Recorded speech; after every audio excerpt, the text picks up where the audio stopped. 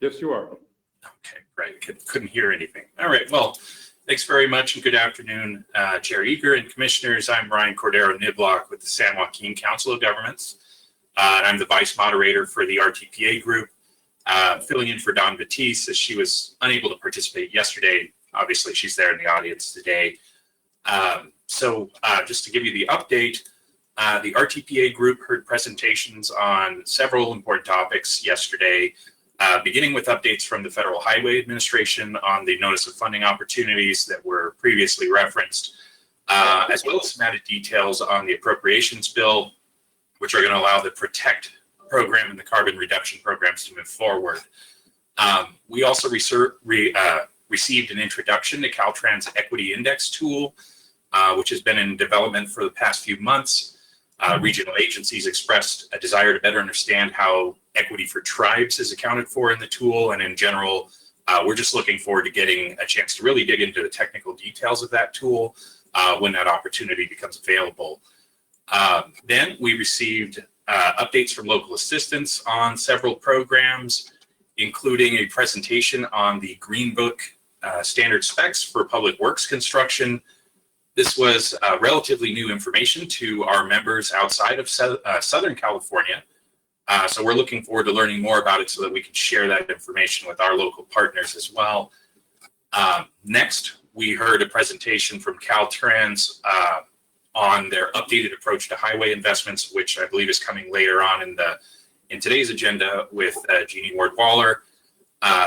This updated approach is meant to be responsive to direction provided under CAPTI and to better align with both state and regional planning goals that are already either in place or are in the process of being refreshed. So we know that the federal government is setting similar goals as well, so that we know that this approach is going to be necessary for our projects to be as competitive as possible for funds in the future. The RTPA group had a number of questions regarding existing projects where perhaps an environmental phase is complete or design is complete. Would a project like this need to be reimagined? Or perhaps where you have a program of projects along a larger regional corridor, will that need to be reimagined? And the response we got was that this updated approach is meant to be context sensitive, and that it would take a look at a variety of local and regional factors and nuances. So we're looking forward to that. And lastly, we got an IIJA update from Caltrans staff, including updates on subgroup progress and updates from commission staff on legislation updates, active transportation program, and SB1 guideline development. And so just one last note for me, I'd just like to express appreciation to commission staff for continuing to make office hours available to RTPA staff and local staff for active transportation program projects, as well as the SB1 programs that are coming up. So that concludes my report, and thank you very much. Any questions? Okay, thank you so much. Nafili Barrett, I think coming on virtually from Rural Counties Task Force. Yes, thank you. Good afternoon, commissioners. Hopefully you can all hear me okay. So I am Nafili Barrett, Secretary of the Rural Counties Task Force and Executive Director of the Mendocino Council of Governments. I have just a brief report for you today. First, I'd like to congratulate Secretary Omashakin and Stephen Keck on their new roles with CalSTA and Caltrans. The Rural Counties Task Force has its March meeting scheduled for this Friday, March 18th. And we last met on January 21st, where we received reports from several CTC and Caltrans staff members and discussed a wide range of issues that are facing our 26 rural counties. We heard about Caltrans Complete Streets Plan, which is particularly meaningful in rural counties where state highways often serve as Main Street. CTC staff provided updates on the Active Transportation Program and SB1 competitive programs. As always, we appreciate CTC staff's efforts to include rural regions in the development of guidelines and applications for these critical programs. Many of our members Member agencies have benefited from the office hours and the virtual site visits that have been offered by CTC staff for those programs. We were also provided an update on CAPTI implementation at the last meeting, and we're looking forward to a rural-focused CAPTI implementation workshop in the near future. We're grateful to Caltrans and CalSTA for recognizing that one size does not fit all when it comes to CAPTI implementation, and for being inclusive of the RCTF and member agencies through that process. And that concludes my report. I'm happy to answer any questions. Thank you. Any questions? Okay, thank you so much. Thank you. Keith Dunn, Self-Help Counties Coalition. Let's see. Thank you, Chair. Thank you very much. Hopefully you can hear me. I'm very pleased to be here today. I'll make my comments brief in respect for your time. I was pleased to see Secretary Omashakin promoted and Director Keck to take his place at the department. I'm looking forward to continuing to work with them both. I was very pleased to hear Secretary Omashakin's comments about partnership. As you all know, the self-help counties contribute over $4 billion annually to the infrastructure of the state of California. We're a critical funding partner. We look forward to continuing in the process of applying for IIJ funds to take advantage of this once-in-a-generation opportunity to continue to build out our infrastructure. There's no better way than to partner with the local agencies who, in passing the vast majority, I think there's one that isn't, of our measures, which require a 2/3 input from each local community, so that the priorities of those communities that take into account equity and justice are accounted for. They also have individuals that oversee those programs to make sure that we're following up with those commitments. So we're looking forward to continuing those partnerships. I also would like to throw in my request to Director Keck for any lists that are being developed to make sure that those projects are complying with any requirements that the state is looking at. So I know that was mentioned earlier. I know that I'd be very interested in seeing what that list is. We've heard of it as well and look forward to seeing how that's being developed. We have been participating and commenting on the governor's budget proposal. We are grateful for the investment that Governor Newsom is making in the state of California, and congratulate members of the legislature for working hard to get that passed. We do have some concerns on the suspension of the excise tax. I think the governor in his state of the state perhaps is looking at taking a different approach, and we're anxious to see how that goes with negotiations with the legislature. But we do oppose any suspension of the excise tax on fuel, as it would impact the delivery of priority projects here in the state. I am, with regards to the FAA, I was very pleased to hear the report today from Mr. McClarty. Unfortunately, because of copyright infringement with the use of self-help on his slideshow, he will be hearing from Dario, counsel at the self-help counties, former CTC commissioner. All kidding aside, partnership is a theme that we hear often in all of these discussions. And I want to pledge to not only to the CTC, to Mitch, and to all the commissioners, but also to the Federal Aviation Administration, as well as the state, that the self-help counties stand ready as your partner, as a funding partner, to make those investments. One of the ways you can do it at the federal government, keep California engaged to help pass Senate Bill 2859, of which Senator Alex Padilla is a co-author. Congresswoman Grace Napolitano sponsored previous measures, which looks to address a reinterpretation of an old rule on how general sales taxes are spent versus aviation fuel sales taxes. And we can talk more about that at a later date, but there hasn't been a lot of movement of it because there's been more important things going on in the world with the pandemic and now a war in Ukraine, but that's something that's hanging out there. Other than that, I'm happy to answer any questions that folks may have. I appreciate the opportunity to speak with you, and those conclude my comments. Thank you. Thank you, Keith. Any questions? As always, great job, and we look forward to working with you. Thank you. And I understand there's no public comment? No public comment this time. Okay, thank you. Then we will move on to the Equity Advisory Roundtable update. Naila Pope, pardon?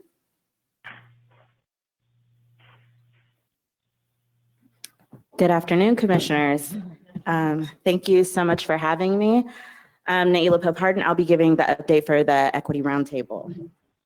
So for the last two and a half years, you guys have been hearing me come up and talk about equity, and I want to give you guys just a little bit of context and framing about why transportation equity is something that's so near and dear to my heart. And I think about, so I grew up in South Sacramento, and for those that aren't familiar, South Sacramento is like the south side of any of the towns that you grew up in, where we have no resources, where there's not funding that's traditionally allocated. We are a transit desert, we are a food desert, and the median income is about $31,000 per household. And when I was in middle school, I got into one of the best schools in Sacramento. And the conversation wasn't about how great it was that I got into that school, but it was about how am I going to get there? Because I lived in South Sacramento and the school was in our midtown. I think my advocacy around all issues started because I realized that I had to be at my bus stop at the time that my peers got to wake up. It infuriated me. Then when we talk about when I went to high school, I went to a high school that was 2 miles away from my home. For folks that aren't familiar with Sacramento, forgive me as I get into the jargon, but I had to walk down Elder Creek Road, which has no traffic calming, no tree canopy. And I had to walk down Elder Creek Road, 5 lanes of traffic moving fast, FedEx trucks going up and down that street because the center is, of course, right next to my neighborhood. Then I had to drive down 65th Expressway. 65th, mind you, traffic calming, lots of trees, no sidewalks. So then we have to cross Fruit Bridge. Fruit Bridge is a street that I still get anxiety when I have to drive down. 5 lanes, completely barreling, cars barreling down. And at the time that I went to high school, there was a painted crosswalk that you just have to take 1 lane at a time and pray that cars stop. Unfortunately, about 10 years ago, a student passed away because she was struck by a car at that stop. So even when I learned how to drive, right, the conversation then became around like, this is how you drive safely. And in case you have any type of interaction with law enforcement, this is what needs to happen. Because as many of you guys know, for people of color, a lot of those interactions that we see escalated in the news start because of the way that we police and enforce and monitor our streets and roads and highways. So for me, and now I'm a mother of a little black body. Today's actually his birthday. He's 3 years old. And yeah, I know. And if you've seen him in Zoom, he's like climbing. I don't even know how to give conversations without him like climbing over me sometimes. But as the mother of his body, and my job is to steward him through, right, the world and think about his mobility, it just really heightens why transportation is just so absolutely important, and transportation equity. And so sometimes when we talk about equity and we talk about mobility, we talk about it really theoretically, like equity is really important. We need to make sure the communities have access. But for me, it is highly hyper personal.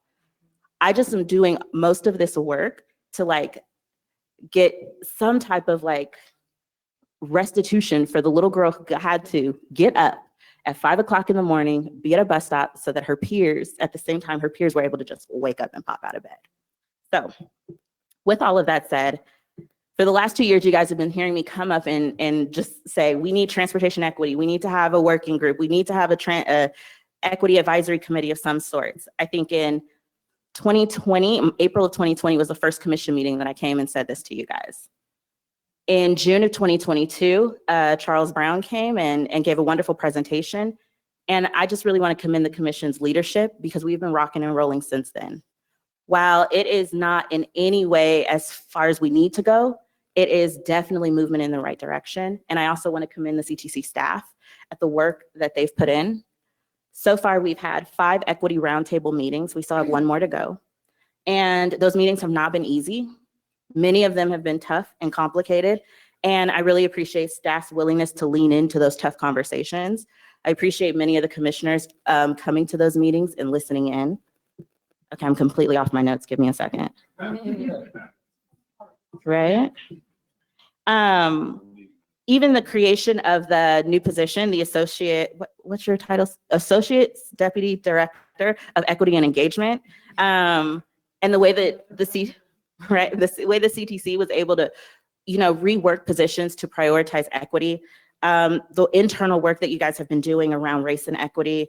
I mean, it is really commendable the way that you know, the CTC has been moving to advance equity. We even have SB1 equity guideline programs, that this program guidelines that the advisory committee has been weighing in on. So it really is exciting to see the foundation that's been laid, and really exciting to see the leadership and attention to detail that everyone has been paying to the issue of equity. My praise right now means that it's not me saying we are where we need to be in any way, but I do want to take a pause, because I know so much of me coming in and talking about equity can feel like I'm hammering it down, but we have gone a long way. And I think we are setting a really good groundwork for what is to come. And to be really candid, the work that we've done already is the easy work. We've made the statements, you know, we got the advisory committee, we've heard how folks feel. And now we're getting to the point where we have IIJ funding come, we have a budget surplus, we have a lot of decisions that we have to make in terms of pricing moving forward. And this is really where the rubber hits the road. So all of this is really fun. It's been fun, and it's about to get hard. And I look forward to being partners with you guys. I really appreciate the work that you guys have done on the roundtable. It is a great group of folks who care deeply about these issues, and we look forward to working with you and continuing to work with you. Thank you. Yes, thank you so much. I think sometimes when you look ahead at all the work that needs to be done, it gets a little overwhelming. So I have to tell you how much I appreciate you giving us the update of, at least we've done this, and thank you so much for this, that we're heading towards that right direction. And that way you can take it one bite at a time, one piece at a time, to keep moving in the right direction. So thank you so much. I really appreciate your work. Yeah, thank you. I think I have some comments here. Oh, okay, that's Fran. Okay. Commissioner Inman. I'm sorry, I think I might have jumped ahead of Commissioner Grigsby, but forgive me. Naila, thank you so much. So this morning we were talking about the ridership and 80% being transit dependent. And I just want to encourage you to keep reminding us of the very personal little girl getting up at 5 a.m. stories, because otherwise, if we generalize, it sounds good. Clearly the crosswalk, I think that's easier for us to really, that's something that we can all visualize, and we know that it's not a safe crossing and we can do our best.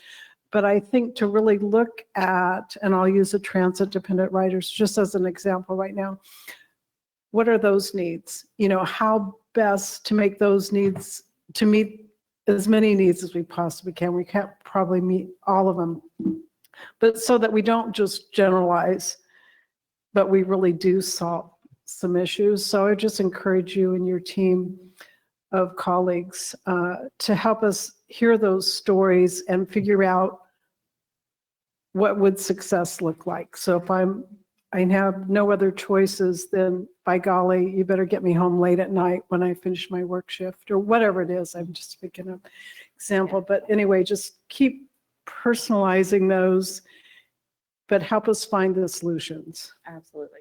Thank you. Absolutely. Thank you. Commissioner Grigsby? Thank you, Madam Chair. Thank you for your great presentation and all the work that you're doing. You always come with great ideas, and really do appreciate the lived experience that you also bring to the table. And as someone who also has grown up that way, I appreciate the fact that you rose anyway. Yeah. I know it's hard.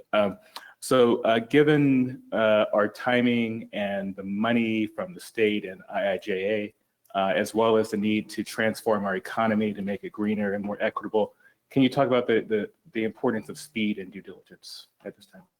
Yeah, you know,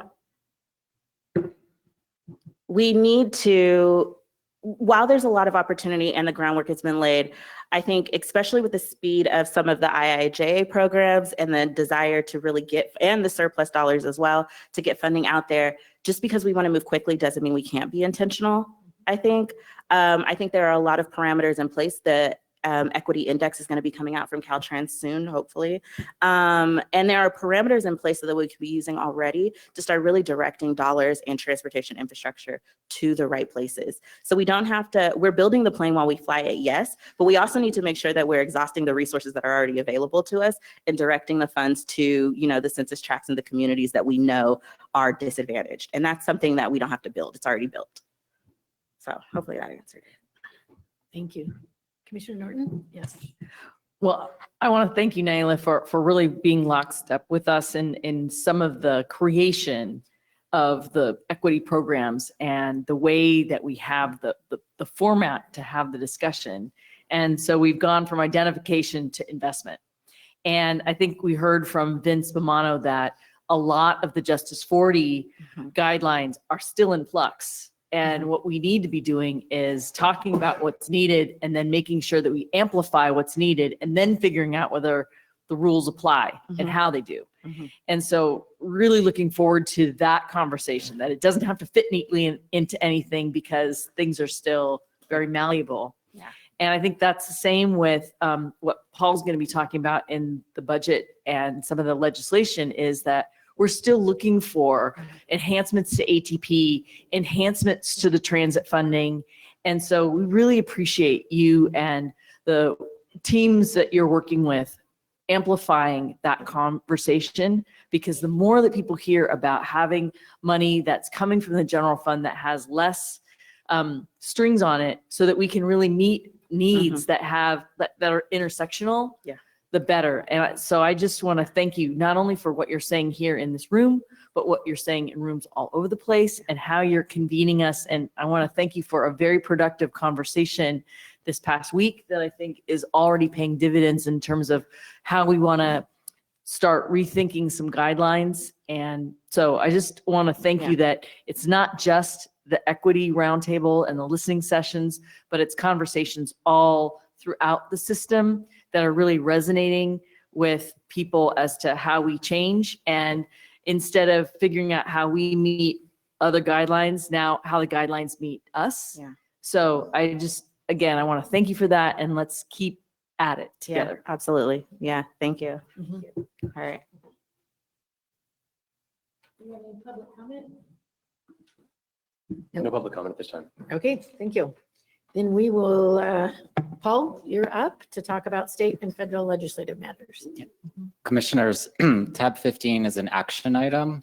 Staff is recommending that the commission adopt a support position on one bill at this time. That is Senate Bill 873 by Senator Newman. This bill would implement a recommendation from the commission's annual report to the legislature. The bill would authorize the commission to allocate support phases of funding for Caltrans implemented projects in the state transportation improvement program.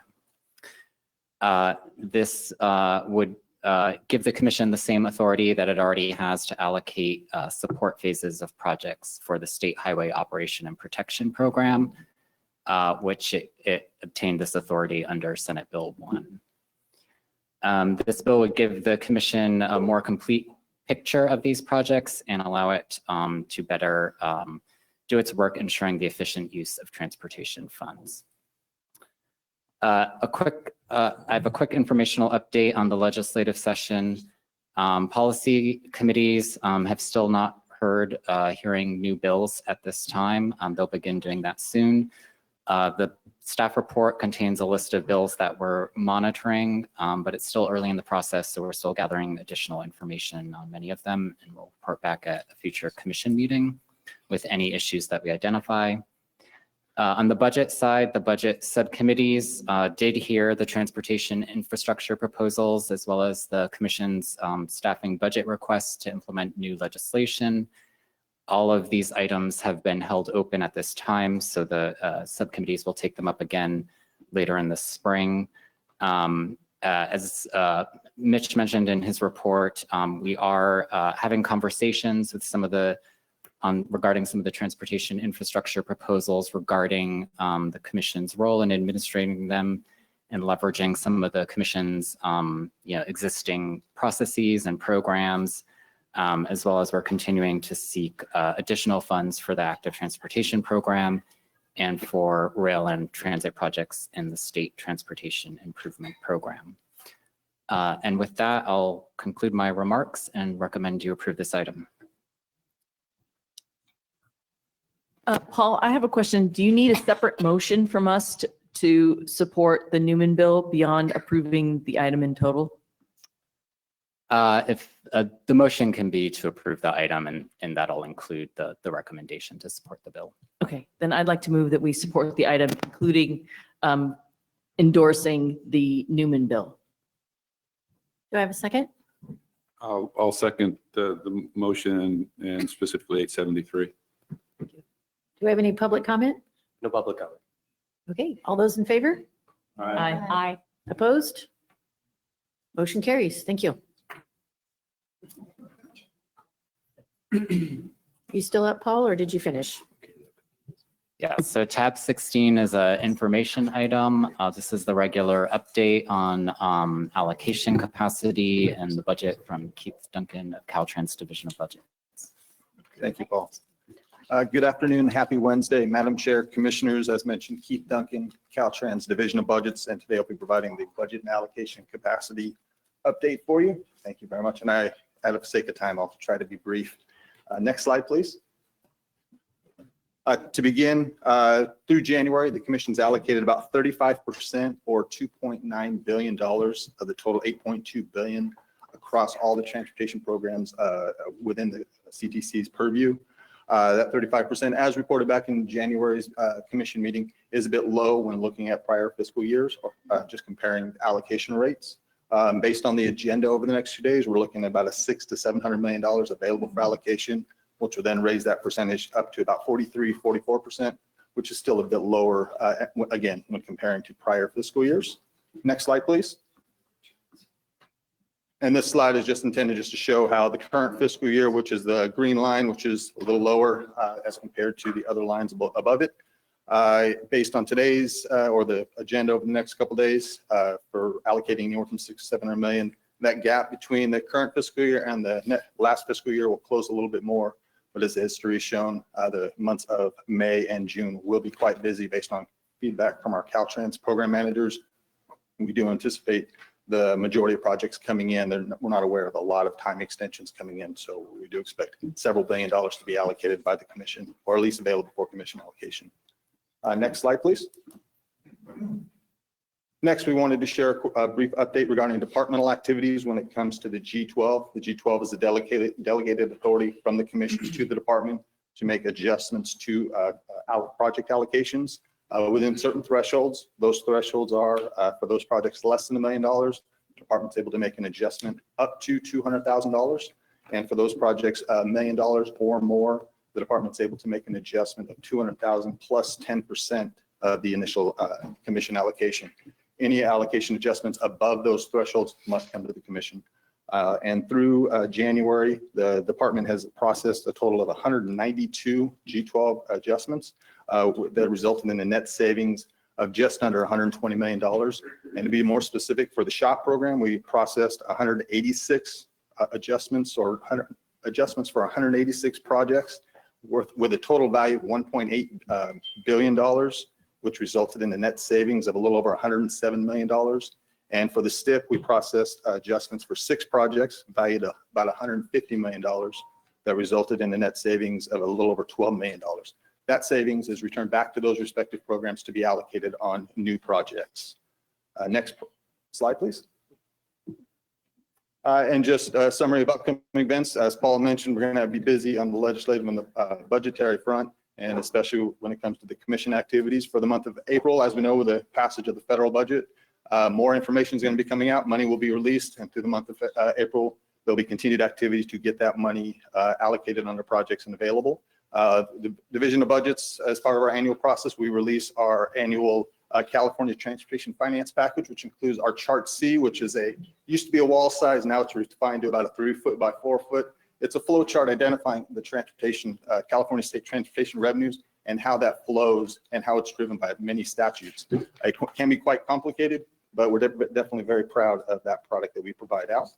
In May, the governor will release the May revision, and continued hearings will happen. We'll also be coming to the Commission at the May meeting to propose or to present the draft 2022 Trade Corridor Enhancement Program fund estimate. And then in June, we'll be presenting that same fund estimate for your adoption. Also, we'll anticipate the budget to be passed, and we'll also be presenting to you in June the draft 22-23 allocation capacity, which is in essence the available funding for the upcoming fiscal year across those transportation programs that I touched on in the first slide. And with that, next slide, please. I'd like to offer my thanks to CTC staff, Caltrans Financial Programming, and Caltrans Budgets team for their help with not only the material on this slide, but just continued conversation and communication when it comes to a lot of our budgetary activities. And I'm available for any questions you may have. Any questions? Nope. All right, thank you. I understand No no public public comment. Thank you. Then we will go to Justin. Thanks, Commissioners. Tab 17 is an action item. Keith Duncan from Caltrans Budgets is here to present the 2023 Active Transportation Program Fund Estimate. Keith? Thank you, Justin. Again, good afternoon. Happy Wednesday. Keith Duncan, Caltrans Division of Budgets. Madam Chair, Commissioners. Again, I'll try to work to be brief. Today, I'm presenting the proposed 2023 Active Transportation Fund Estimate. Next slide, please. In essence, the fund estimate is a forecasting model identifying available resources. What are those program resources against those resources, and what is left is basically available resources that can be programmed for new projects for the upcoming cycle.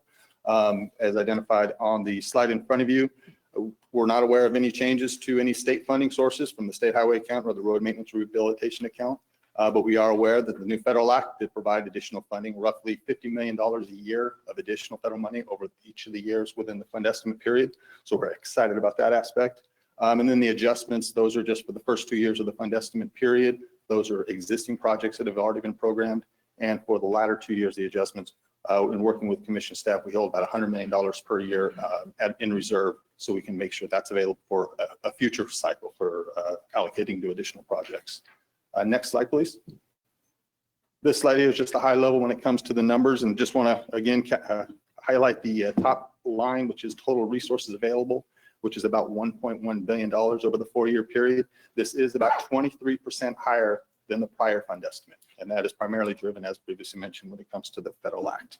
So we're excited on that aspect. And then when it comes to the distribution, consistent with CTC guidelines, that funding is being distributed 40% to the urban regions, 10% to the small urban and rural for distribution, and then 50% for statewide competitive distribution for grants. Next slide, please. And today we are recommending for your approval. We have been working closely with commission staff as we go through the fund estimate development. We know that it includes, the numbers do include the most recent information when it comes to the IIJA. As additional funding may become available, we can work with commission staff to potentially amend the fund estimate in the future. Also, just as a point of clarification, the $500 million that is part of the transportation infrastructure package being considered by the legislature at this time, that funding is not for this period, that's for the most recent cycle. So that's why that money is not included. We've been receiving several questions, so we just wanted to provide that quick clarification. And again, the department is recommending your approval to adopt the fund estimate today. Next slide, please. And with that, again, want to thank CTC staff, Caltrans Financial Programming, Caltrans Budget Fund Estimate Management Team for everyone's help as we've gone through this development process. And I'm available for any questions you may have. Do you have any questions? Move approval. Was that Commissioner Liu? Okay, great. All those in favor? Aye. Opposed? Motion carries. We had no public comment, correct? Okay, make sure. Thank you. So we had a timed item that was supposed to be after 2:30, so I think we have that covered. I think we're good. 2:30 a.m. So Lori Waters will present this item. Commissioners, item 18 is the hearing on the 2023 Active Transportation Program Guidelines. And then tab 19 is the adoption of the guidelines. Commissioners, the purpose of this hearing is to obtain final public comment on the 2023 Active Transportation Program Guidelines before adoption. The book item for tab 18 is a yellow replacement item because a change was proposed to the guidelines after the meeting materials were posted.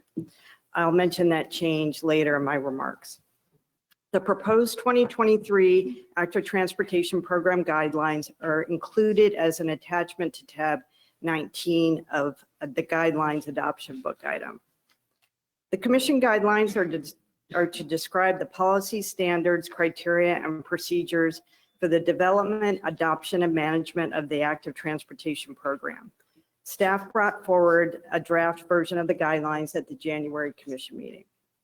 Commission staff held 9 workshops to develop the cycle's guidelines. 3 of those workshops were held after the draft guidelines were presented at the January commission meeting. Those 3 workshops primarily focused on the application, the scoring rubrics, and the Quick Build Phase 2 pilot program. However, staff has made a few revisions to the guidelines since the draft was presented in January, and I'll focus on those changes now.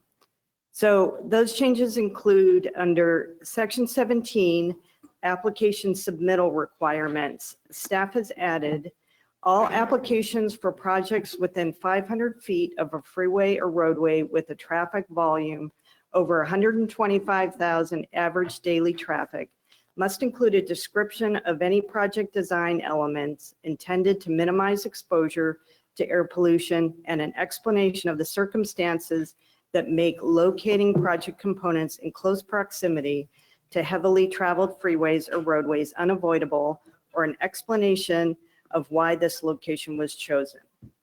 This information is being gathered for informational purposes and is not part of the scoring criteria. Section 39, enhanced oversight, was removed and will be included in the Caltrans Local Assistance Procedures Manual.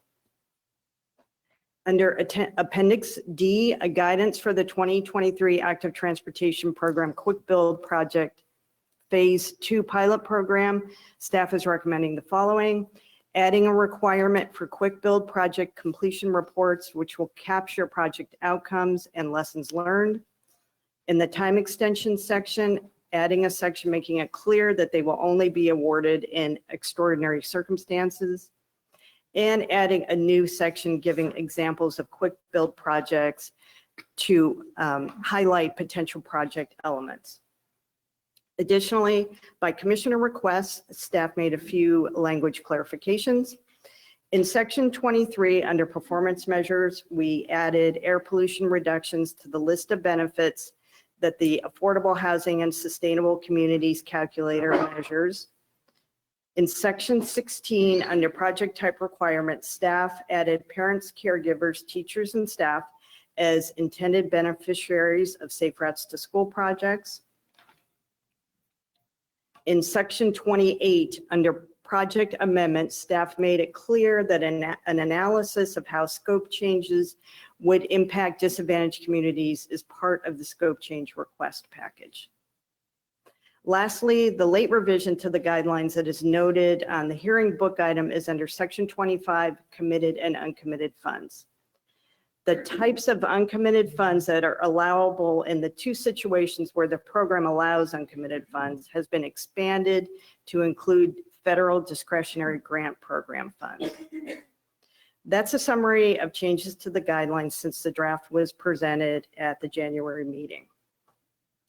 Before the hearing is open for comment, I would like to briefly mention another engagement activity that the Commission's active transportation staff has been conducting these past few months.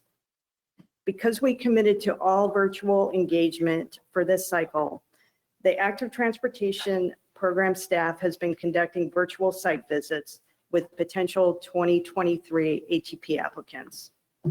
While we love viewing these future projects locations in person, by conducting virtual site visits, staff was able to see many more potential projects than in past cycles and provide much more guidance. In total, ATP staff viewed 129 potential projects located in 33 different counties through 96 virtual meetings. I'd like to really thank Alika Changizi of the ATP staff, because she did all of that scheduling. And if anybody knows how to schedule meetings, it's crazy. And she did all the technical support, plus provided her own guidance. We were truly impressed by what we saw in these site visits. Almost every part of the state has a clear vision for active transportation that they are working towards in these projects. Most of the projects we saw are part of active transportation networks with low stress, context sensitive features. Staff applauds the incredible active transportation planning work done by these agencies. However, if the site visits are an indication of what will be submitted in this cycle, the program trend towards larger transformative network-focused projects will continue.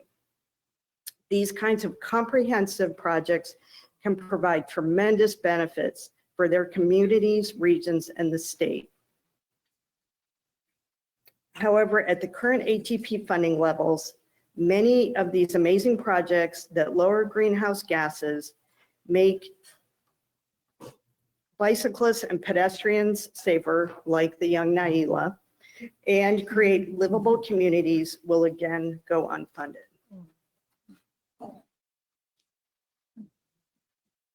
That concludes my presentation. And so Chair Eager, we can take questions or comments, or the hearing can be open for public comment. Do we have any questions or comments from commissioners? Okay, then I do have one public comment from Jackie Mata, Santa Barbara County Association of Governments.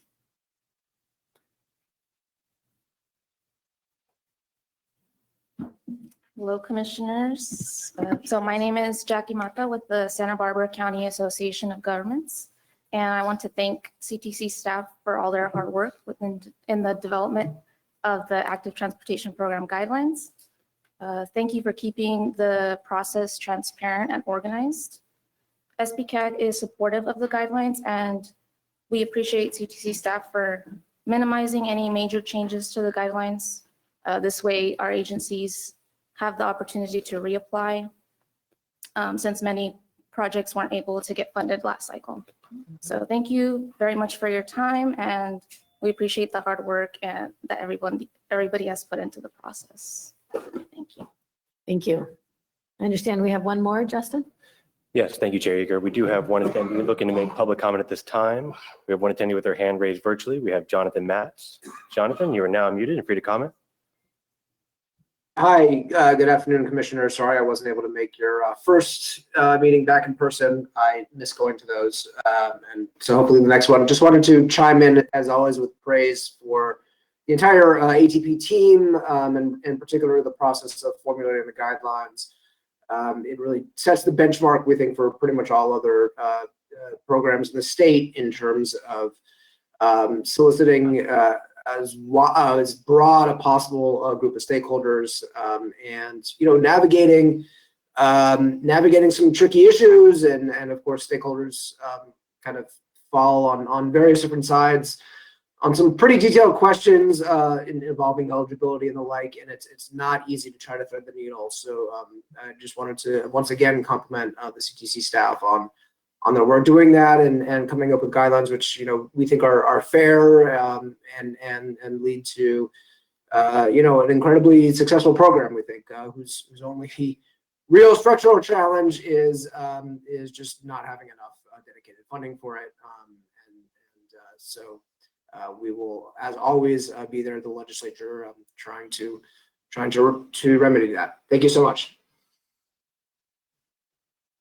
Thank you. With no more public comment, we'll close the hearing and we'll move on to our next item, the adoption. Lori? Yes, Commissioners, tab 19 is an action item to adopt the 2023 Active Transportation Program guidelines. Staff would like to add that after guidelines adoption, the 2023 Active Transportation Program, the sixth cycle of the program, the project call for projects will be officially open, and all of the application materials should be posted later today. Staff recommends your approval of the 2023 Active Transportation Program guidelines as proposed in your attachment into this item. I'd like to move approval, but we'll have a comment later. Grisby seconds. All those in favor? Aye. Aye. Opposed? Motion carries. Vice Chair? The comment, Lori, was to you and your team for how responsive you've been to the broader community of stakeholders, as well as to commissioners.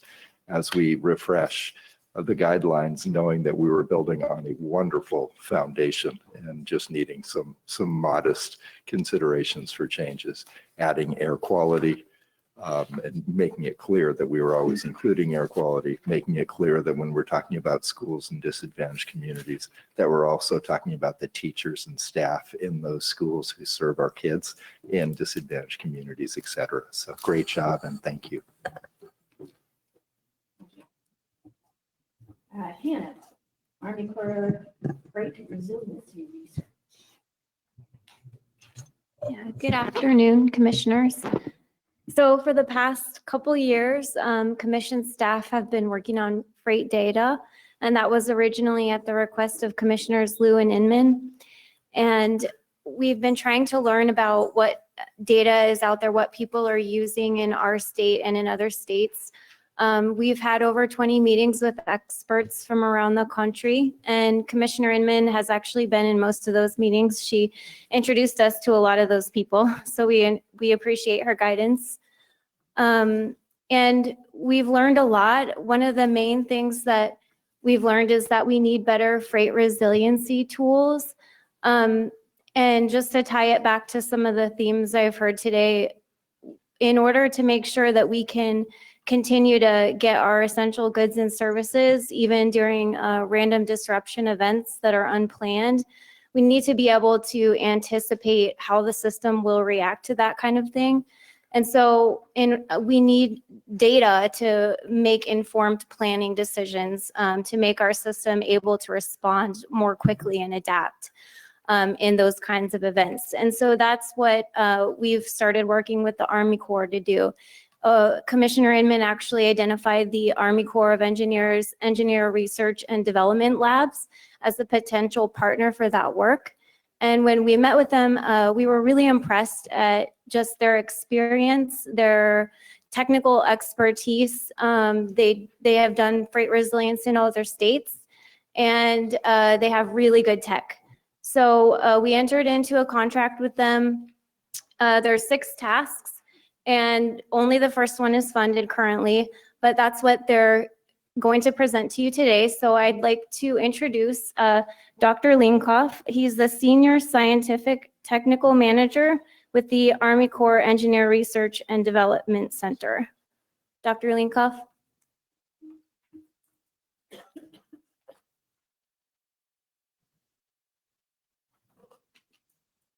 Dr. Linkoff? We see you on. You should be able to unmute yourself.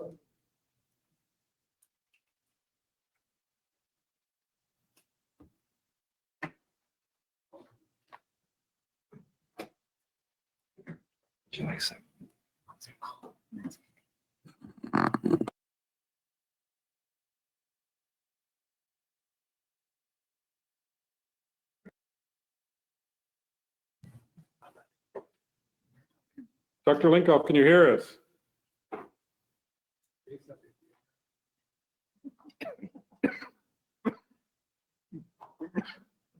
The other speaker that was proposed for this item, we don't see him on the webinar currently.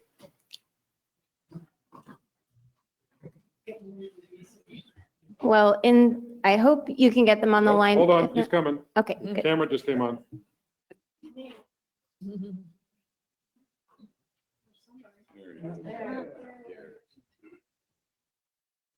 You'll need to unmute, Dr. Linkoff.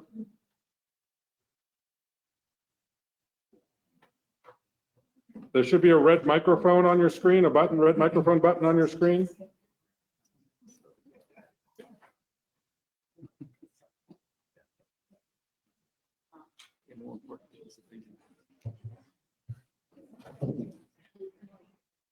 We cannot unmute you. Oh, there you go. Yes, sorry for the technology issues. I'm really honored to present, and it was a very successful collaboration with Hannah and her team. I am with Army Engineer Research and Development Center. We are research arm of Army Corps of Engineers. As Hannah mentioned, we have been working on multiple ways to integrate science and specifically data analytics in solving problems that states and other agencies have. Over the last 2 years, we did extensive data analytics support for Region 1 states, 6 New England states, and really a pleasure to show how we can help in solving supply chain problem that you have in California. Next slide.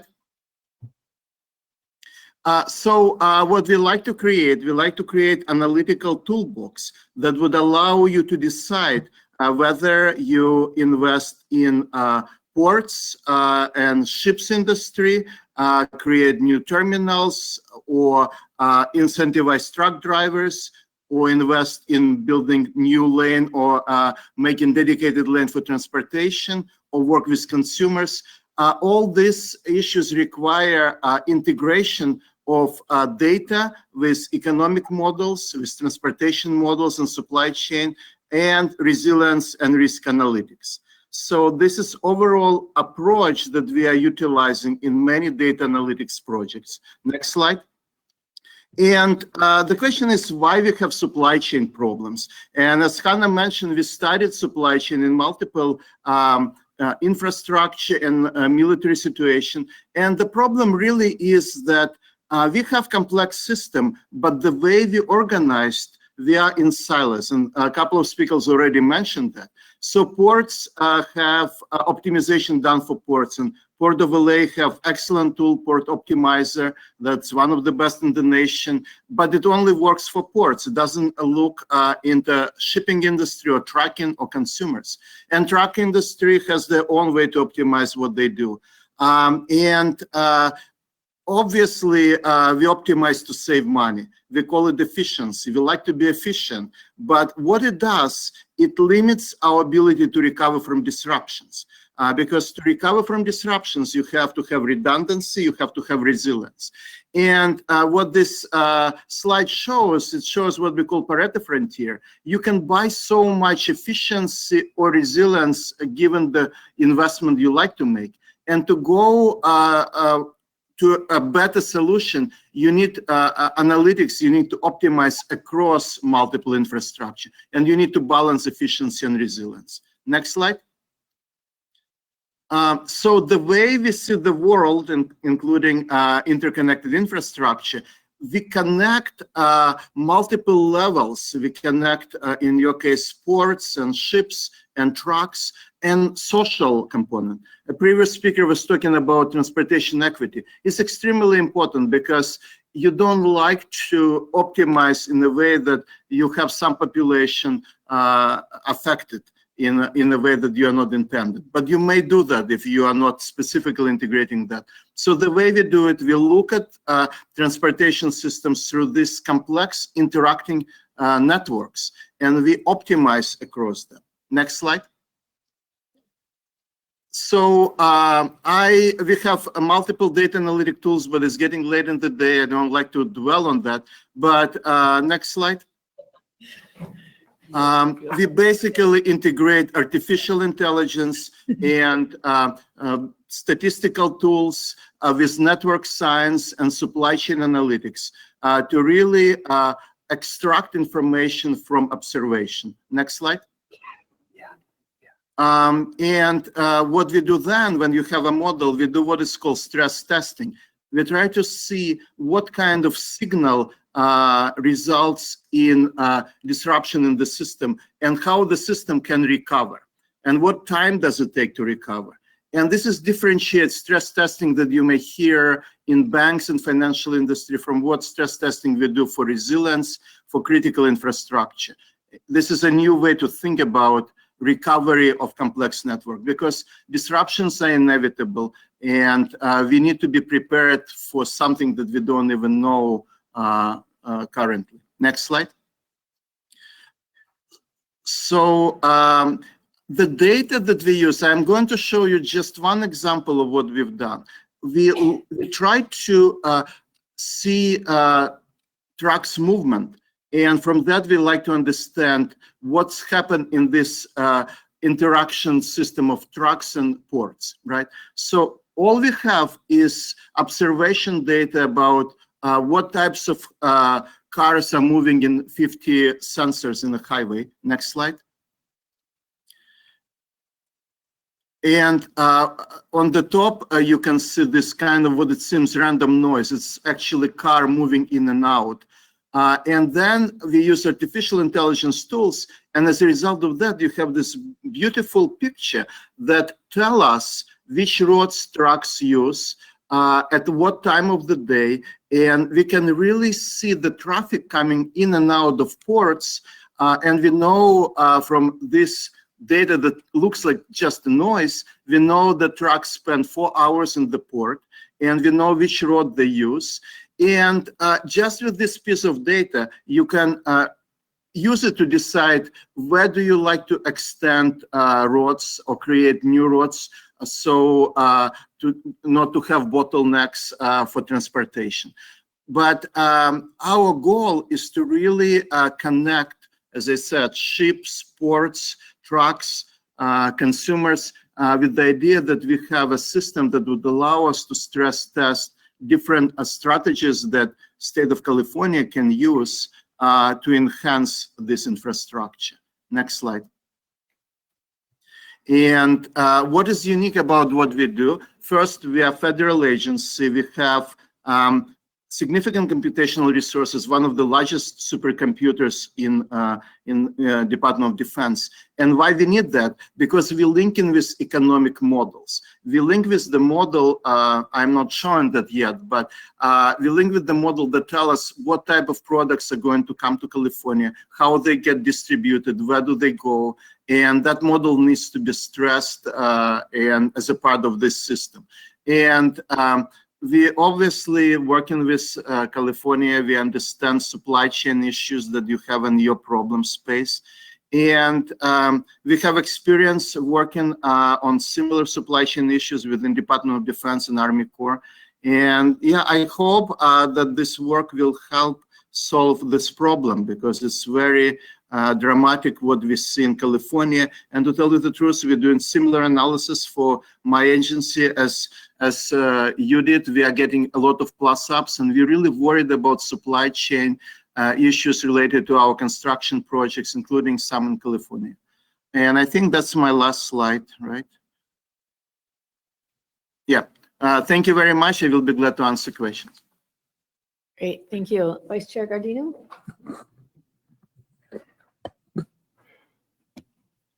Thank you. That was an excellent presentation. I wanted to build on a couple of comments that you made and find out if it's part of your work or could be part of your work. And that was around resiliency as well as equity. And when I think of those two terms, especially when it refers to goods movement into and out of our ports and then from our ports. Cargo ships in the world primarily run on probably the dirtiest fuel source known to humankind, bunker fuel, which is incredibly polluting from a GHG perspective. In fact, if it were a standalone nation, the marine transport industry would be the 6th worst polluter on the planet.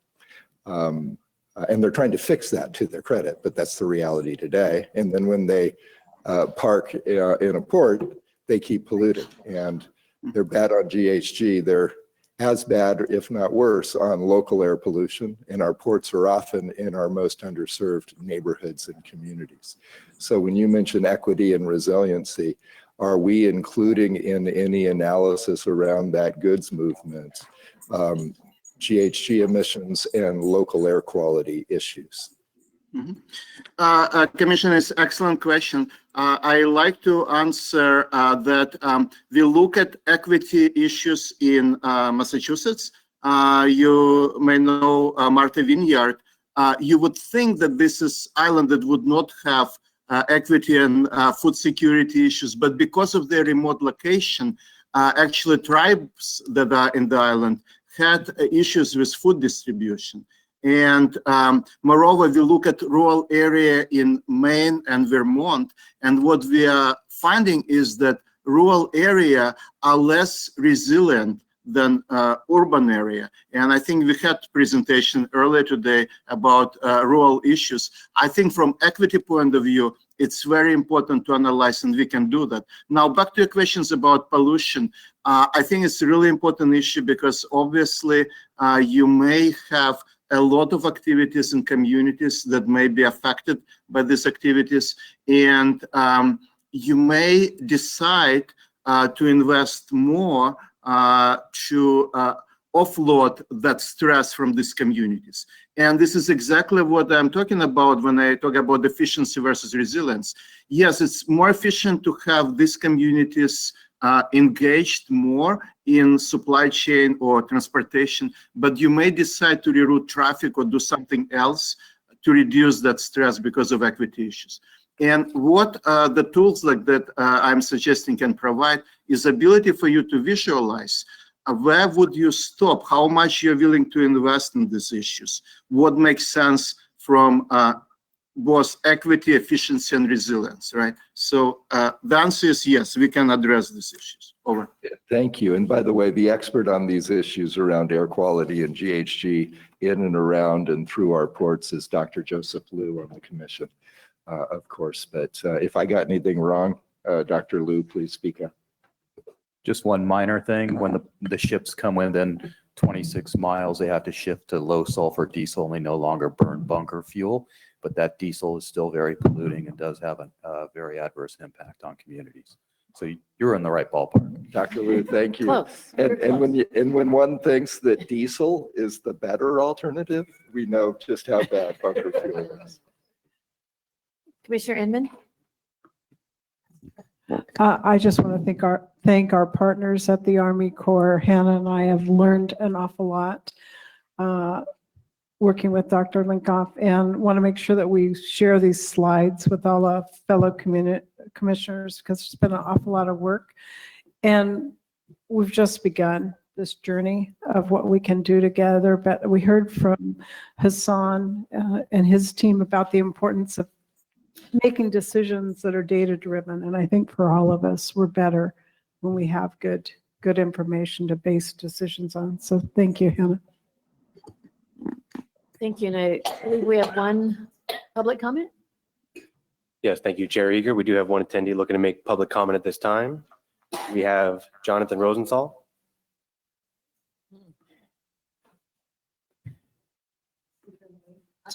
There we go. Can you hear me now? Yes. Great. Well, thank you, commissioners, for giving me a couple of minutes here to talk. And I am delighted to meet Dr. Linkoff because we're living in a parallel universe, and I'd love to share our perspective about things that we're working on. Let me give you a little bit of background, and Dr. Liu knows us well, and he can share with you more about what we're doing. But so I'm the CEO of Saybrook Management Group, which is a private equity firm, which has been based here for the past 35 years in Los Angeles. And we focus exclusively on owning and operating logistics companies.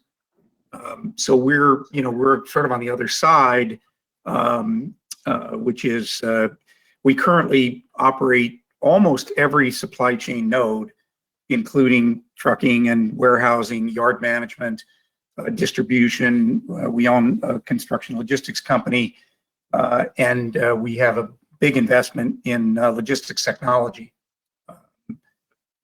I manage our logistics vertical, which in the aggregate represents about 6,000 US-based employees and total revenues in that vertical of about $9 billion. From 2013 to 2020, I chaired the USC Center for Global Supply Chain Management. Some of you may know that that's one of the top, right in our backyard here at USC, we have one of the top graduate schools for supply chain. And we spent a good deal of time over that period looking at the supply chain in Southern California and trying to come up with solutions for supply chain resiliency and mitigation measures that could improve productivity, reduce congestion, and facilitate more sustainable supply networks. Those of you who recognize that the supply chain has a huge impact on the environment, I can tell you Dr. Linkoff was completely right that there's so much friction in the system that it has enormous impacts. Our trucks wait in line 2 to 4 hours at the ports of LA and Long Beach, just as one small example. Our findings were at USC were prescient. And what we found with US supply chain networks are extremely vulnerable to disruption because we don't have accurate real-time information about where things are, about how they're moving through the system, or about how disruption can be avoided before it happens. So predictive analytics. We set about to solve that problem, and about 14 months ago, we launched a partnership with a firm here in Southern California that I'm sure many of you are familiar with, called Esri, based in Redlands. And it's been a fantastic journey. Jack Dangermond, the founder, is intimately involved in our partnership. Esri stands for, or the name of the company, the partnership is ESP, which stands for Esri Saybrook Partners. So the ESP is the exclusive logistics platform on ArcGIS. Many of you may know ArcGIS. ArcGIS is the dominant global technology for location intelligence, with about 45% global market share. Esri and ESP are based here in Southern California, but the platform we think will have far-reaching global impacts. Now, this is up and running. I mean, we have customers, we have visibility, we have in-transit visibility in real time. It is source agnostic. So while remote sensors placed on devices like containers and chassis and trucks are probably the best way to ingest data, we think that you have to be source agnostic. We think that there are lots of other ways to ingest data. So it is source agnostic and it is asset agnostic. So we can really provide analytical tools for a whole variety of assets. We know that information. I appreciate you speaking before us today, but we're getting short on time. So if you could wrap this up, that'd be great. No problem. I have one more point here. We're encouraged today by the White House announcement that the federal government will support a data portal. That's something we've been working with Department of Commerce on, and DOT announced today. And we'd very much like to collaborate with the CTC. We are an open book, and we would invite invite any kind of dialogue you think is appropriate and helpful. And Dr. Linkoff, I'd love to grab a cup of coffee with you. Thank you so much. And thank you, Doctor.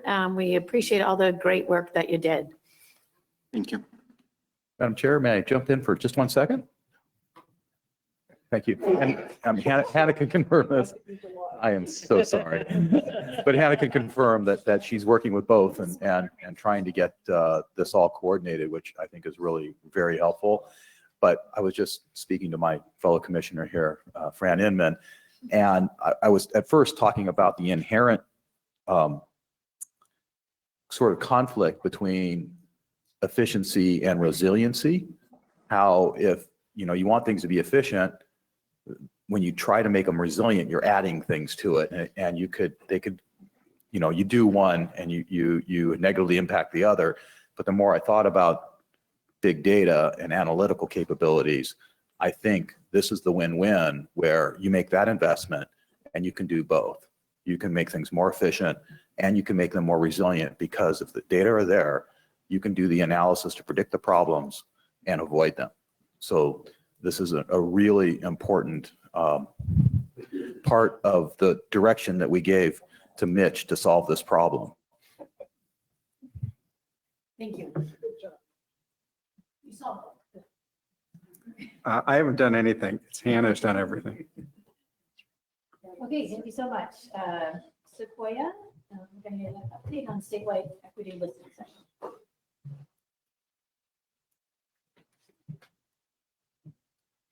Good afternoon, Commissioners. Tab 21 features a presentation from Jeannie Ward-Waller, our Caltrans Deputy Director of Planning and Modal Programs. Ms. Ward-Waller will provide updates regarding the upcoming statewide equity listening sessions. And as you've heard a couple times today, but I'll reiterate here because we're so excited because everybody is working really hard. 2 virtual sessions have been confirmed, one on March 24th in Kern County and one on March 30th in Lake County. And again, those are virtual. The remaining sessions are being scheduled throughout April and May. And I really want to commend the listening sessions team for how diligently they've been working to partner with CBOs and community-based organizations and identify partnerships and collaborations for us to schedule the remaining 4. So present to you, Ms. Ward-Waller. Thank you. Thanks, Sequoia. All right, Commissioners, it's evening now, so good evening. I'm going to be really quick. I have 3 slides. I know you're going to have questions. Sequoia already did part of my presentation because she shared that we've got 2 scheduled, so I am equally excited to be at this point. And just huge kudos to the team, to CTC staff who we've been working with to get to this point. We have had to adjust our schedule a little bit, so we can go ahead to my first slide. Partly because this is really challenging work. And I just want to be very honest with you that it has been challenging to get these scheduled, not just because we all have busy schedules and we have to accommodate our schedules, but also because working with community-based organizations is not easy. And we have a lot of trust building to do. So it's taken us more time than we thought to identify those groups that really want to work with us and partner on this. And we committed to you all that we would do that. So we have been doing that, and that's taking us more time. And I think we need to take that time to do it right. So pleased to say that, we've been able to work with our contractor, ICF, to make some adjustments to our contract, add a little bit of time into the schedule. We're going to be doing these, as Sequoia said, over the next couple of months. So we're working with 6 different communities, 2 where we have confirmed sessions, dates planned. You already know those, so go ahead to my next slide. The 24th and the 30th. The first one is in Kern County. We're working with the Center for Race, Poverty, and the Environment to organize that one. We are actually going to be joining one of their monthly community meetings. That's actually an evening meeting. So just note for your schedule. I know we're working with CTC staff, getting those on your calendars, and hope that we can have several commissioners participate in that meeting.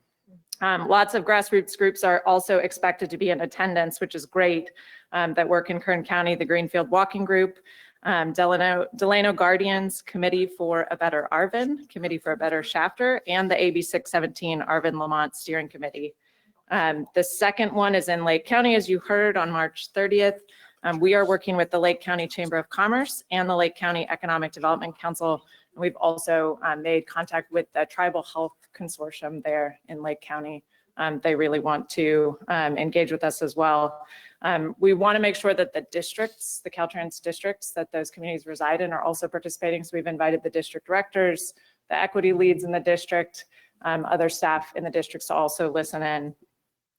And we will have dates hopefully for you soon for the other 4 communities that we've identified. My next slide is just to thank you and appreciate that we did some training thinking about facilitation and trauma-informed listening, and really appreciate how many commissioners participated in that. And I found it incredibly valuable. I hope you did too.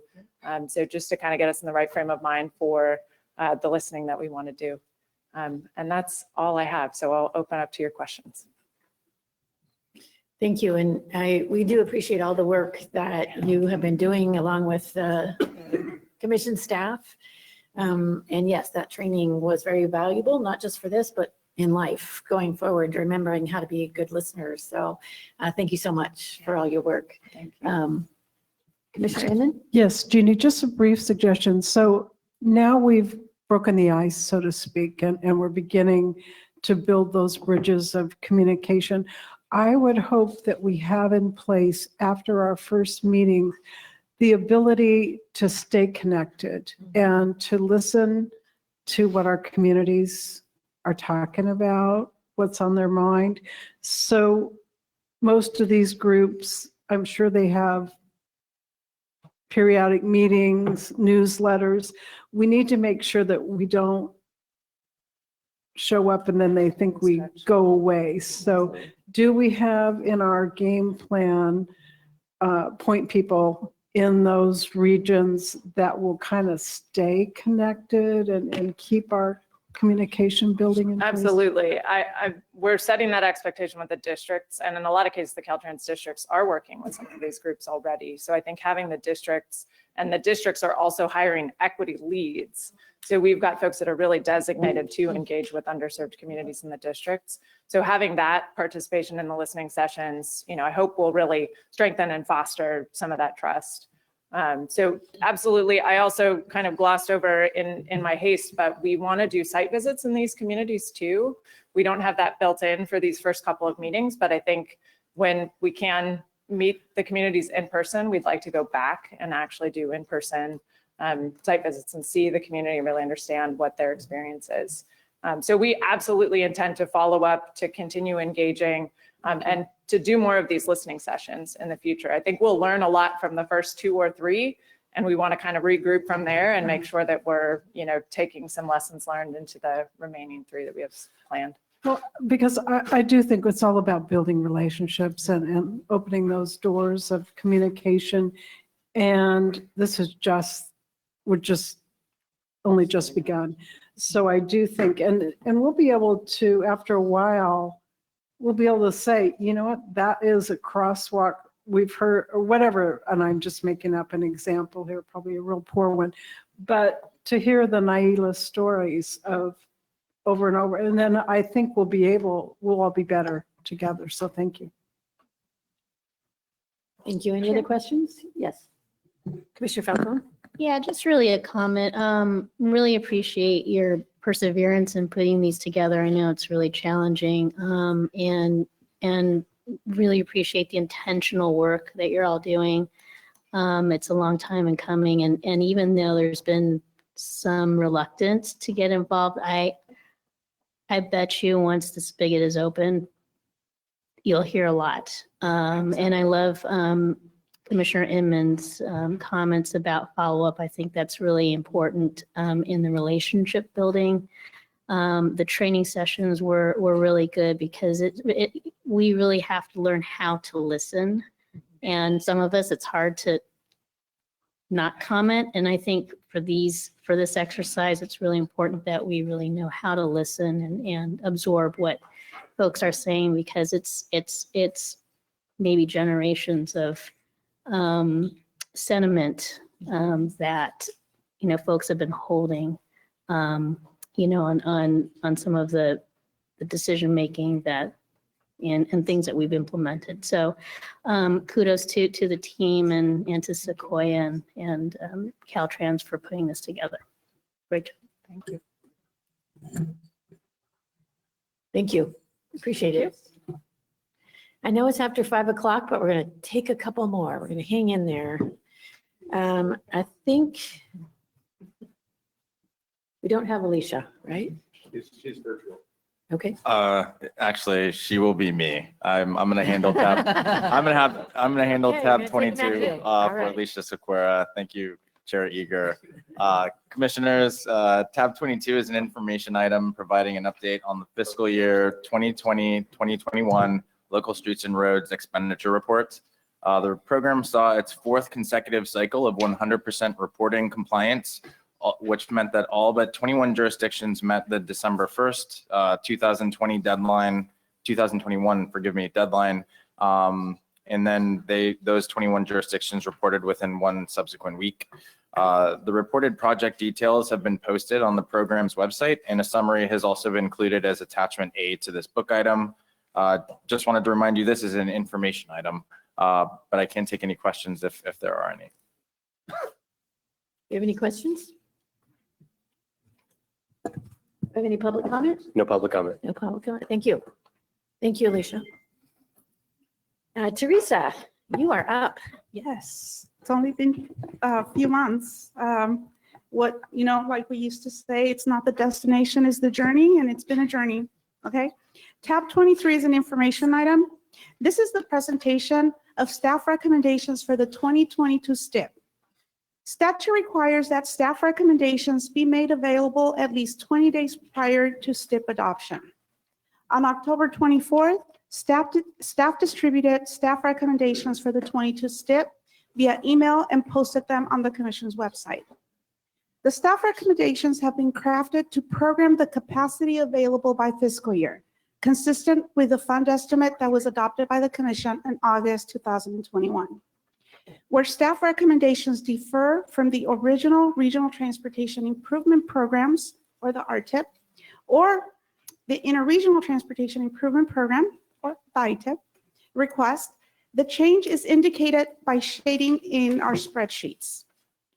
Since the STIP recommendations were released, we have made a few changes that are reflected under Agenda Item 24, Attachments C and D. With these changes, the following are the highlights of the 22 STIP. Except for 6 projects, all projects proposals received from the RTIPs and the ITIP are included in staff recommendations.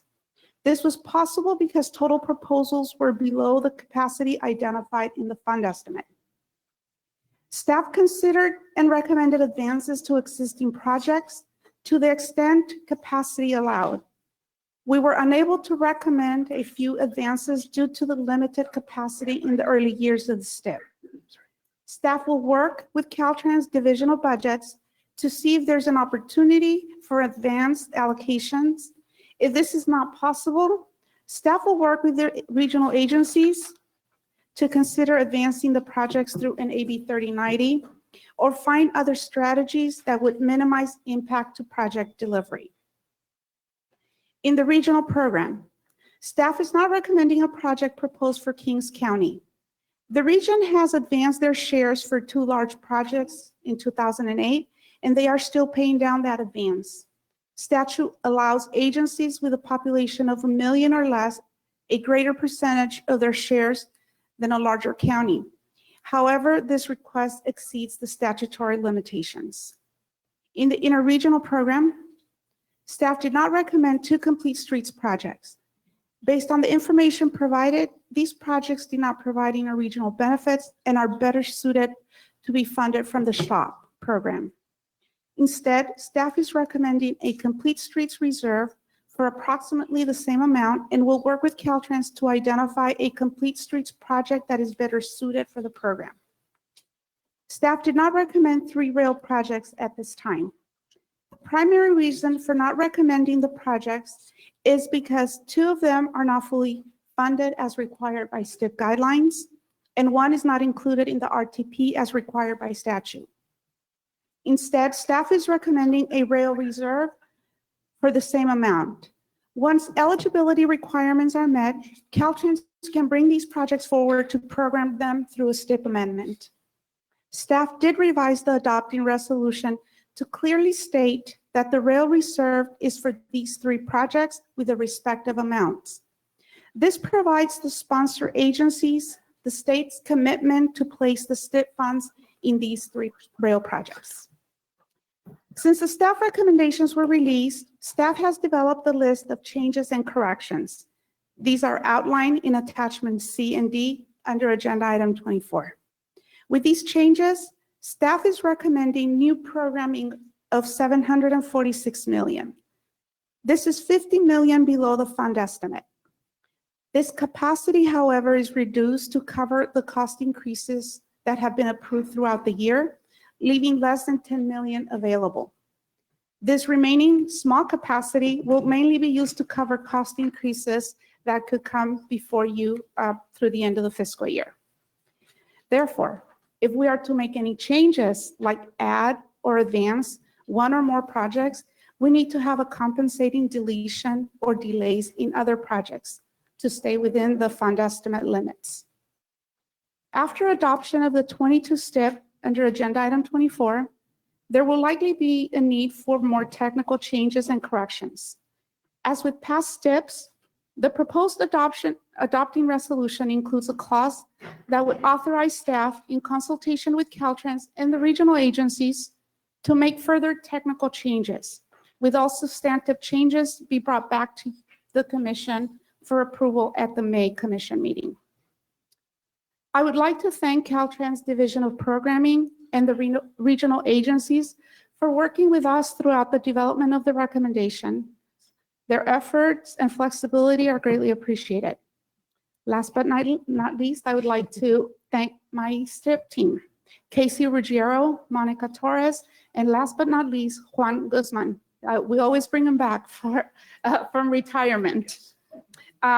They were of great help in developing staff recommendations. Madam Chair, that concludes my remarks, and I'd be happy to answer any questions. Thank you. Do we have any commissioner remarks or questions? Teresa, I just want to thank you personally. I had reached out a couple of times. As commissioners, we all hear from constituencies around the state, and as always, you were incredibly responsive. So we will take public comment at this time. First up will be James Campbell with Peter Rogers on deck.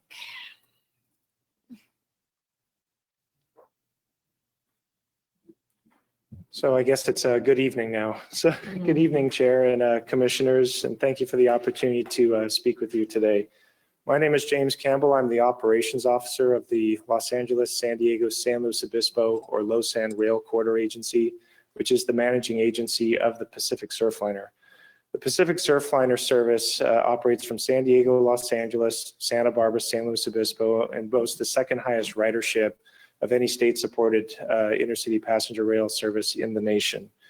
And I'm here today to express our appreciation for including a rail reserve in the 2022 ITIP and to speak in support of including the Leesdale passing siding in that reserve.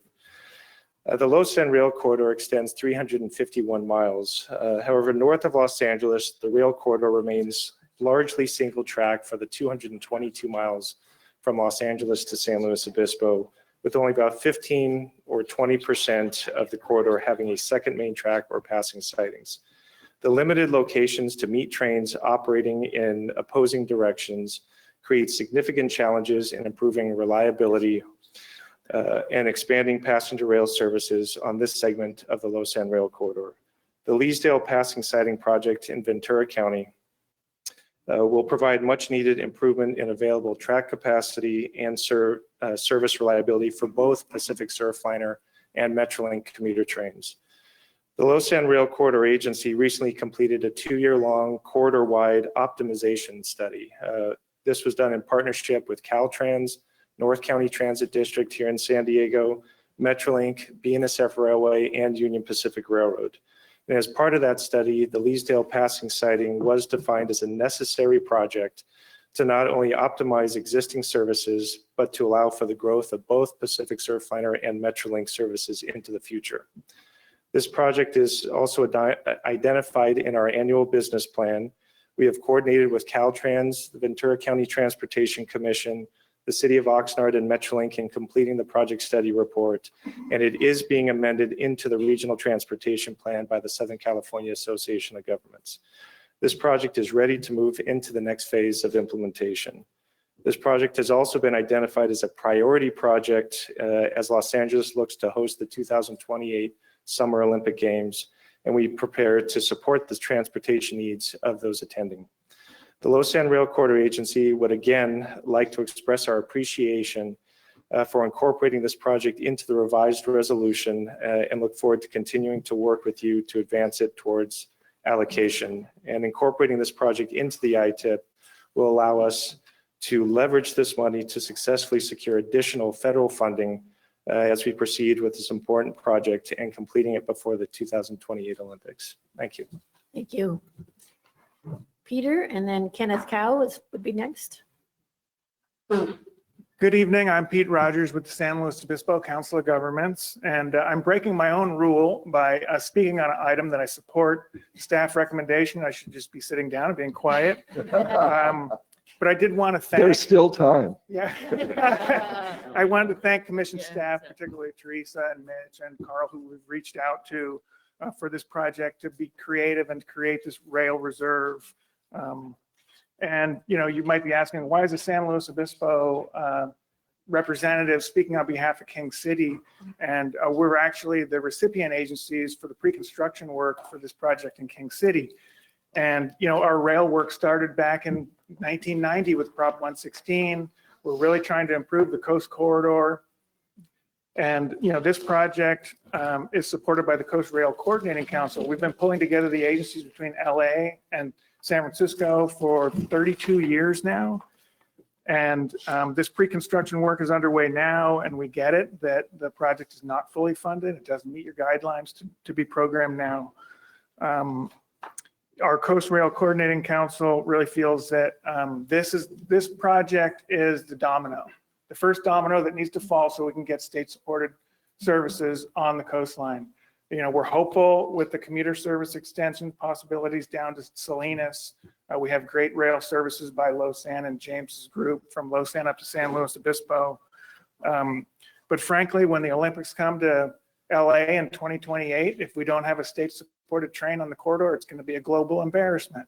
The Coast Starlight operating 3 days a week from Seattle to LA is just inadequate for a state that's pushing for better transportation options. So again, I just want to say thank you for your creativity and putting this King City project and the other projects in a rail reserve. Thank you. Thank you. Kenneth? Good evening, Commissioners. Kenneth Cow with the Metropolitan Transportation Commission. I just wanted to take the time again to thank staff for all their hard work putting together the 2022 STIP. Teresa, Casey, as well as Juan. We definitely support staff recommendation, and we also wanted to thank Caltrans for their inclusion of $10 million for the Smart Corridor project up in Sonoma County. Again, thank you very much. Great, thank you. And Peter DeHaan.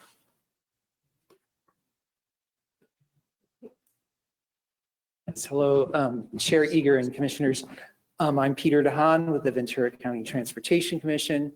I'm also here to talk about the Leesdale siding and support the staff recommendation, so I'll be brief because I'm supporting it, and James Campbell pretty much said everything I was going to say, so I will just add one more point, which is that the issue with the RTP, this is in a RTP amendment that's at SCAG, but the RTP amendment has been held up because of the need for SCAG to have a new model update approval, which has been held up and will be approved around the end of this year. So that's really the only issue.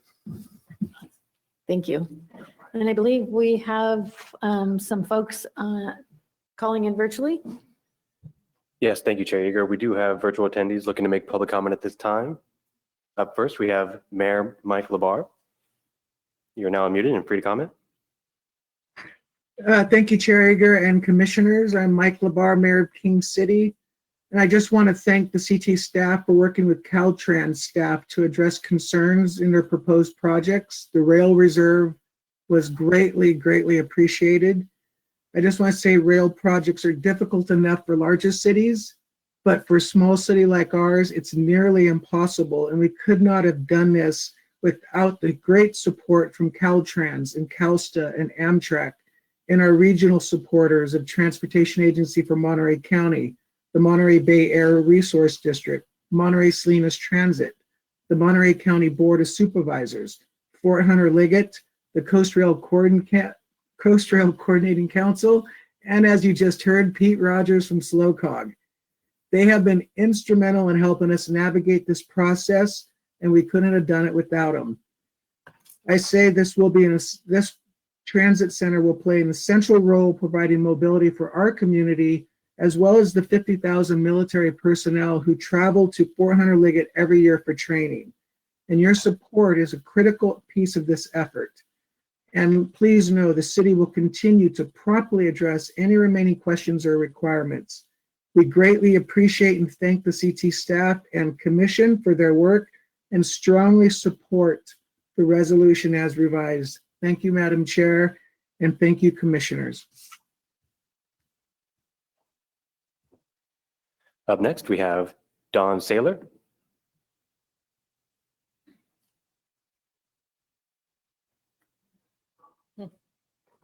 There, can you hear me? Yes. Thank you, Chair Eager and Commissioners. My name is Don Saylor. I'm currently the Chair of the Capital Corridor Joint Powers Authority Board, Chair of the Yolo County Transportation District, and Chair of the Transportation Committee of the Sacramento Council Area of Governments. Today I'm speaking on behalf of the Capital Corridor. That's the intercity passenger rail service that serves the Bay Area and the Sacramento region. And I'm calling in favor of inclusion of the rail reserve element for the Sacramento to Roseville third track project as part of your action on item 24, the 2022 STIP resolution.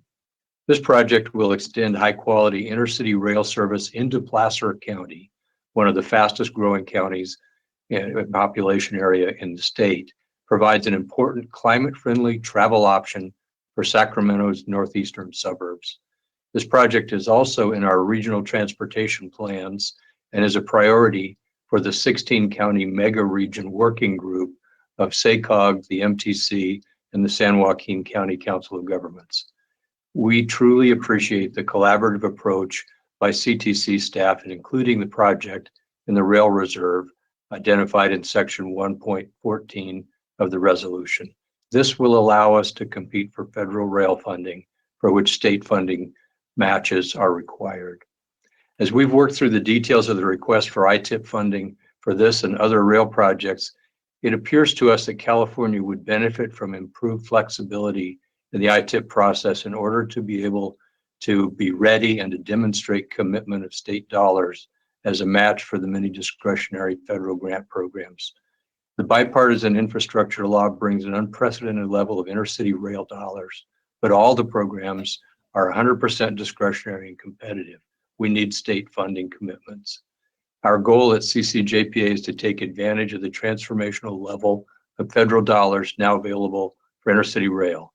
We hope to work with you all to ensure funding policies do not prevent California from competing for federal dollars. Intercity rail is a key strategy within the Climate Action Plan for Transportation Infrastructure. We want to work with you to assure that funding policies align with this critical and groundbreaking cap-tie plan. Thanks for your attention and for your obvious commitment to mobility and nobility for all Californians. Thank you. Up next, we have Bruce Houchelt. Well, first of all, excellent pronunciation for the first time out of the box.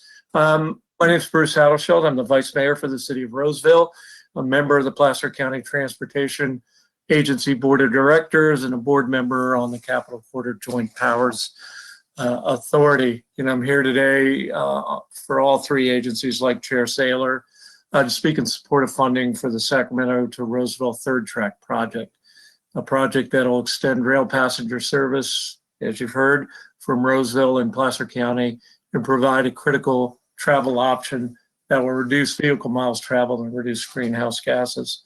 You have a joint letter that was submitted on March 15th from Chair Saylor, signed by Chair Saylor, myself, and Rick Jennings of SACOG. So I would ask you to refer to that. And I would be remiss if I didn't compliment you on your stamina and your intellectual curiosity on all these transportation items. I've learned about seaports. I've learned about all sorts of things. I work for Northern California Water Association, and one of my colleagues is from King City. So if the mayor of King City is out there, Mr. Manley says hello. I was also compelled, though, and I'm going to mispronounce her first name, so I apologize in advance, but Nahila's comments about her journey from South Sacramento are not very different from the third track project. It is located in an economically disadvantaged census tract in Roseville. We have some workforce housing that's going in there, and it will provide what I don't know if this is a term of art yet, but I'm going to brand it. It's going to create an equity opportunity zone for those who live in that neighborhood to then work downtown. We have a robust bus system, but the third track will be truly a game changer. We have a lot of folks that are moving up from the Bay Area and have been moving up for the last 30 or 40 years, and they're inclined to take commuter rail and not be in a single occupancy vehicle. So the Capital Corridor service is critical to our future. It's a project that's approved in the Placer Sacramento Congested Corridor Plan. the additional round trips that the third track will literally transform what is now a super commuter or a tourist service into a real commute option for our community, allowing residents and employees to access downtown.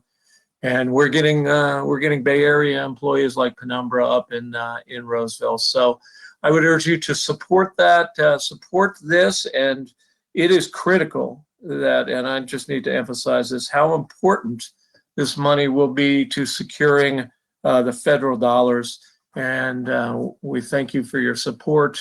And again, I compliment you on your intellectual curiosity and your stamina. Thanks for your time. Thank you. Justin, do we have more? Yes, we do have two more at this time. Up next, we have Eddie Cummins.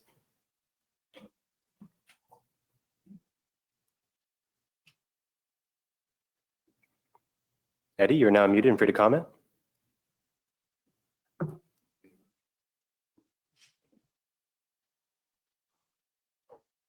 Eddie, if you're speaking, we cannot hear you at this time.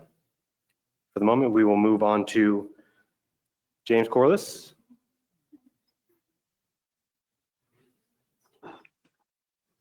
Chair Iger, this is Commissioners James Corliss, Executive Director of the Sacramento Area Council of Governments. Nice to see you smiling up on the stage, and thank you so much. I am just going to add on to my colleagues' remarks. Thank you to the CTC staff for being creative and for working with us. I cannot tell you how important it is to get our third track project and these rail projects listed specifically so we can be competitive for federal infrastructure funding.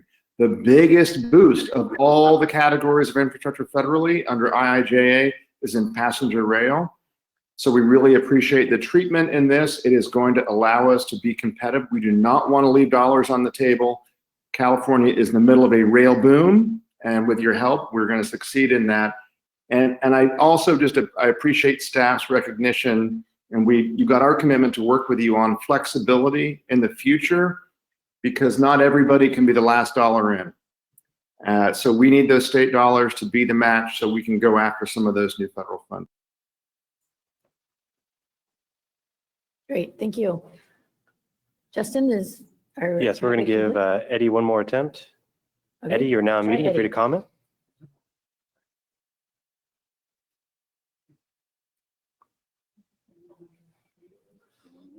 Okay, hearing nothing, that concludes. Okay, one more attempt. Eddie, you're unmuted. Can you speak?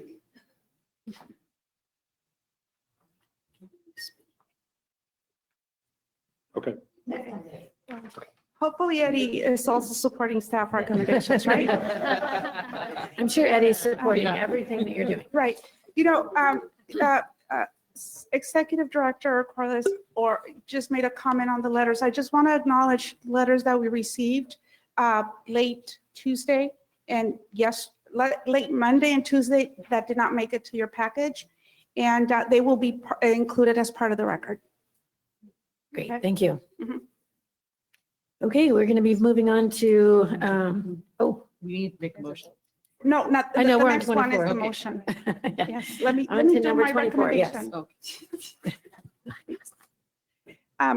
Agenda item 24 is an yes. action item. In accordance with the earlier discussion, the revised resolution distributed to you as a yellow and the changes outlined in the revised attachments C and D, also distributed as a yellow, staff recommends approval of the 22 STIP. Staff also recommends the commission authorize staff to forward the adopted STIP to the governor's office as well as the legislature no later than April 1st, as required by statute. Staff recommends the commission approve the 2022 STIP. So moved. We do have public comment at this time. Second, Martinez. We have public comment? Yes, thank you. We do have one virtual attendee looking to make comment at this time. We have Olivia Seidman. Yes, hi, can you hear me? Yes. Great. Good afternoon, Chair Eager and Commissioners. My name is Olivia Seidman with Leadership Council for Justice and Accountability, and we're asking that the Commission hold off on the 2022 STIP allocations until designated projects are aligned with CAPDI and the Governor's EO number 1919 that requires every, quote, aspect of state government to redouble its efforts to reduce greenhouse gas emissions and mitigate the impacts of climate change while building a sustainable, inclusive economy, end quote. As it stands, the recommended project list will almost certainly increase GHG emissions and VMTs according to NRDC's analysis. Even more troubling are 5 projects across the Central Valley to expand highways and freeways with an additional 56 miles of lanes, which will add approximately 100 million VMTs per year, and this is on the low end. As an organization that partners with some of the most vulnerable Central Valley communities who are already bearing the brunt of climate change, this is not the solution residents want to see. These projects will only increase GHG emissions and other co-pollutants, harming health outcomes of already overburdened neighborhoods, while only alleviating congestion in the short term because, as we all know, lane widening will induce travel. We urge this commission to listen to the science and implement the governor's EO number 1919 and CAPTI recommendations starting now. We must ensure that projects funded by the billions of dollars this commission has oversight of are funding projects that reflect our climate goals. In partnership with communities and local governments, CTC must aim to invest in community-driven solutions that do not increase VMTs and GHGs, but rather make substantial investments in mobility that helps Californians get around in more healthy and sustainable ways. Every community in our state, rural, suburban, and urban, deserves the benefit from a STIP program that invests in their health and well-being, supports well-paying jobs, and that helps solve our climate crisis. Thank you for your time, and we welcome the opportunity to further discuss collaborative solutions. Thank you. Thank you. Do you have any more public comment? No other public comment at this time. Madam Chair, can I make a comment in response to that? Okay. Thank you. Teresa, one of the issues that's being raised here is, are we able to, or have we tracked which projects might increase VMT, which might not, which might have no impact, what might reduce VMT? And I think that the idea of doing that is a good one, not only for your STIP project. And we know that all you need is another spreadsheet, but for all the things that we're doing, right? Shouldn't we be trying to figure that out? And can you maybe work with the advocates to see if you can come to agreement on how that could be done?